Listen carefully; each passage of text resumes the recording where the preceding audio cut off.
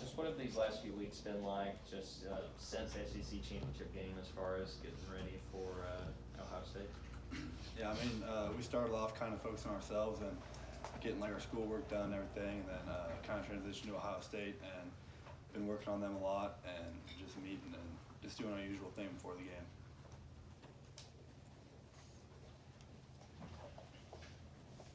Well, I'll give you an example. You know, when you're preparing to play a team, you know, for the first time, see for the first time, how much time do you spend, like, you know, watching, you know, with your iPad, watching film of them, watching what they do, and then when you go home, you still find yourself kind of, you know, trying to pick out little things. Kind of what's the routine like for you? Yeah, I mean, we have a decent amount of time here, like right now, just because, I mean, there's no school, so we have a little more time. But I mean, it also helps having, like, obviously more time before the game too. Like, usually we only have a week, and I mean, right now we have like 3 weeks, so that helps. What are your initial impressions of Lawson and Pierce so far, and how they've integrated themselves and gotten into practice and everything? Yeah, I mean, Lawson's the only one here right now, but he's been doing good. Just working some scout team reps, and working with the threes a little bit. So he's been doing good.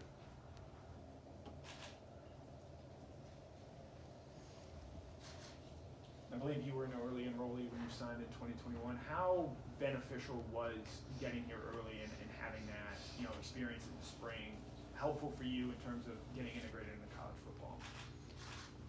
Yeah, I mean, it helped me so much just because there's so much to learn, like in the playbook, and just I've learned so much football since I got here. Like, it's more than just running around and catching the ball and run with it. Like, you have to like read stuff and everything like that. So, and also adjusting to the speed, because it's a completely different speed, obviously, than high school. So, yeah, it helped me a ton.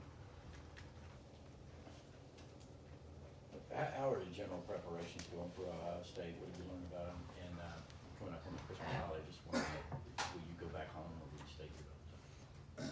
Yeah, I mean, we're just preparing for them like any other team. I mean, trying to keep our same schedule throughout the weeks, and I mean, it's nice having more time to focus on, like I said before. And yeah, I'm going home for Christmas. So, yeah, like 2 days. We have like 2 or 3 days, so it'll be nice. Part time was that there were only a few tight ends on the squad, and you know, only signed 1 in a class. Georgia's signed 2 this year. Maybe not done. Why has that changed? Is it unique to Georgia, or do you even, like, within the tight end room, are there like different positions? Do you kind of consider one guy one type of tight end, another guy another type of tight end? Yeah, I mean, I guess there's kind of 2 different positions. Like, whenever, like me and Darnell are obviously a lot different. Like, he'll play Y and I'll play F most of the time when we're in together. But then when there's just one tight on the field, I mean, we're playing the same position. So it's a little bit different, like the plays we run with each other. But yeah. Has that helped, like, in terms of how many snaps y'all get and everything? I mean, basically, you're both starters. Does that help not scare people away from wanting to come to a place that already has tight ends? Yeah, I mean, I feel like what they tell the recruits is just like, if you can play, we'll get you in. So I feel like that kind of helps their mindset, 'cause that's what they told me. And I mean, just got to prove yourself, and then they'll find a spot for you somewhere.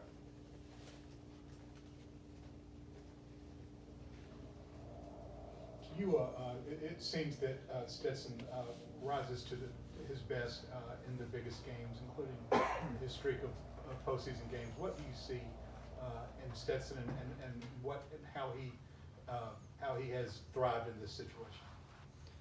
Yeah, I mean, obviously he's shown up big, and that comes through all the preparation that we do. And I mean, it's just like kind of his personality to just show up in these bigger games and be able to perform on the biggest stages. Mark, what kind of growth have you seen from Oscar over his first year?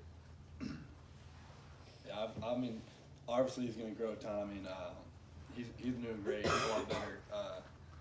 Like, knowing what to do, because that's a huge part of it, is building trust with the coordinator and the quarterbacks and your own coach. And he's been making more plays and, you know, just getting stronger, faster. I mean, he's just learned a lot, I feel like, since he got here. Michigan was able to put up a lot of points on Ohio State's defense. Is there any particular thing about the way that they attacked him that stands out to you, and how you guys could maybe use that to your advantage as well? I I mean, yeah, we've just kind of been picking out plays and picking out certain plays, and I mean, kind of using versions of them in order to help our offense and seeing what to attack against them, like what works against them and what doesn't. So it's always helpful to have like a whole season of film on a team, like at the end of the year right now, and have time to dissect it and everything like that. Yeah, following up on Oscar, it seems like y'all were fairly similar body types, at least when y'all first got here. What have you tried to teach him about what he needs to do in terms of blocking and getting stronger and all those kinds of things you got to do in your first year at a program like this? Yeah, I mean, he's already strong. Like he's obviously super athletic, and I think most of it for him is just building trust, like I said, and kind of like the only way to do that is just do it every single day, and that's all it really takes for him, is just for him to be able to be super consistent in what he does throughout the days. How big a deal was winning the Mackey Award for you this year after just missing out as a freshman? I mean, it's nice to have those like individual accolades, but I mean, we still got 2 more games to finish out this year, and I mean, just want to win them all. So, yeah. Obviously, as a player, you're involved in recruiting where you have to host recruits and stuff, but you know, just personally, how much do you guys in the locker room follow what's going on in recruiting? Do you keep up, or are you on your phone trying to see if whether that guy ended up signing with you or Alabama? Yeah, I think for me, it's I kind of follow like who's getting recruited in the tight end room, and kind of like connect with them. And I mean, I don't pay too much attention, honestly, to the other positions really, but I'm sure the other guys do to their position. But I mean, whenever I see them get posted like on signing day, I'll go click on their profile and everything, check them out. So. Brock, what would be your advice to the freshmen coming in at tight end, just sort of what they can expect and sort of the standard that they're coming into?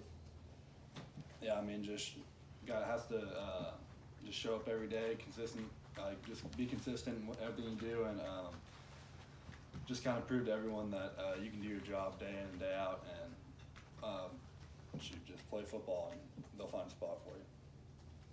Tight end is not the only position where you guys have depth. We see players bracketed at wide receiver, at running back, and what has that depth meant for you guys through the season, and how does it translate into the competition that you guys have on the practice field to earn the playing time? Yeah, I mean, I think the depth obviously helps. Like, I mean, if someone goes down, we'll have someone right there backing them up, and I think there's like kind of like a friendly competition, or not really. I don't know about friendly, but there's like a mutual competition between everyone, and competing for spots. That just extra competition makes everyone that much better. So it definitely helps out in the practice field too.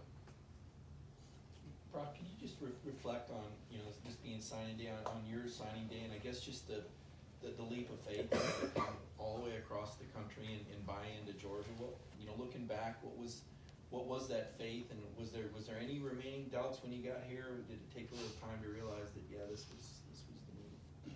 Yeah, I mean, I definitely had some doubts. Like, especially when I first got here, I kind of I'd like call my mom and be like, man, I don't know. Like it's hard because I mean, just completely different change, and I mean, once I got used to the change and everything, it was all good and exactly what I wanted to be. So. What helped you get settled? What would you say, you know, helped you turn that corner?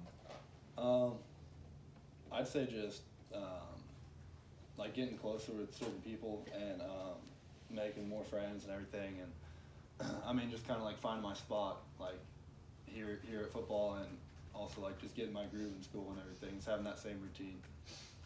Got time for one more question? What's your favorite Christmas tradition that you're most looking forward to with your family?